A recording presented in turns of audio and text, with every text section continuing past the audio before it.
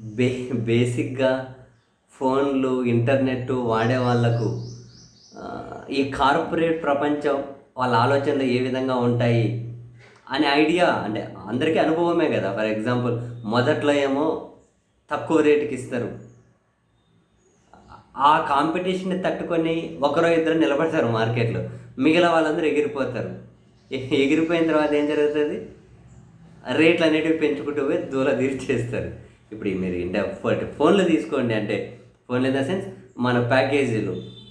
ఇంతకుముందున్న రేట్‌కి ఇప్పుడు పెంచేశారు. ఇప్పుడు మార్కెట్‌లో ప్రధానంగా ఎవరు కనిపిస్తారు? జియో కనిపిస్తది, ఎయిర్టెల్ కనిపిస్తది. వేరే ఆప్షన్ లేదు. ఆప్షన్ లేకుండా చేస్తారు. ఫస్ట్ ఏమో బాగా అట్రాక్ట్ చేస్తది. తర్వాత ఇప్పుడు వాళ్ళలో ఇరుక్కున్న తర్వాత మనం బయటపడలేము. అలాగని చెప్పి రీచార్జ్ చేసుకోకుండా ఉంటామా? ఉన్న ఆప్షన్స్ అవి రెండో మూడో కనిపిస్తాయి. అసలు కార్పొరేట్ ఆలోచనలు ఇలా ఉంటాయి.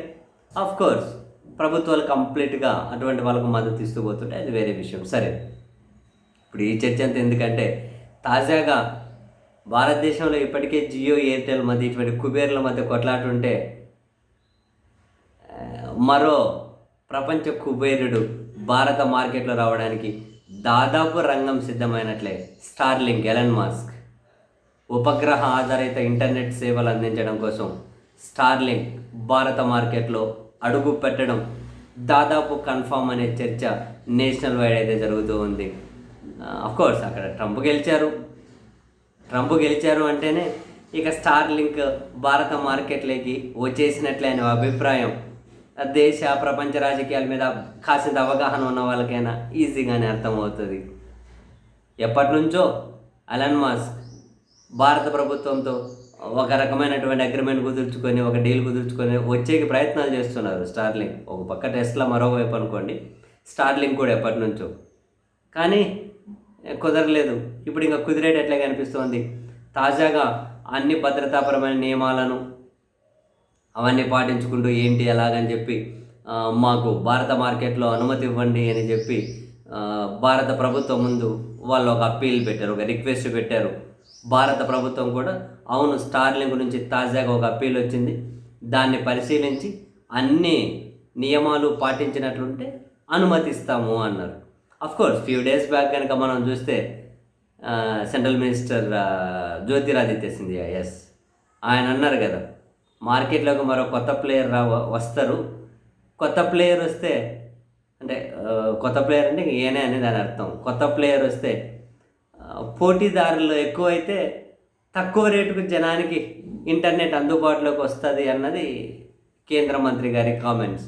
ఆ కొత్త ప్లేయర్ ఎలన్ మస్కే కావచ్చు, ఆ కొత్త ప్లేయర్ స్టార్లింకే కావచ్చు. మరి స్టార్లింక్ భారత మార్కెట్లో అడుగు పెడితే అది ఎలన్ మస్క్కి సంబంధించి కాబట్టి మరి జియో, ఎయిర్టెల్ ప్రధానంగా ఇవే ఉన్నాయి కదా, వీటి హవా అయితే తగ్గుతుంది. మరి స్టార్లింక్ ఎంతమందిని ఆకర్షించగలుగుతుంది? కుబేర్ల కొట్లాట ప్రజలకు మంచి చేస్తే మంచిదే. ఇప్పటికీ చాలా చోట్ల గ్రామీణ ప్రాంతాల్లో మంచిగా ఇంటర్నెట్ సదుపాయం అయితే లేదు.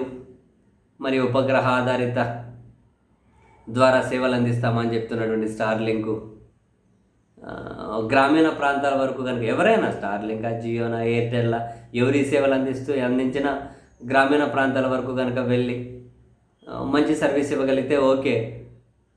ఈ కుబేర్ల కొట్లాటలో ధరలు పెరిగినాయి అనుకోండి, అది మళ్ళీ ఇబ్బందికరమే ఉంటుంది.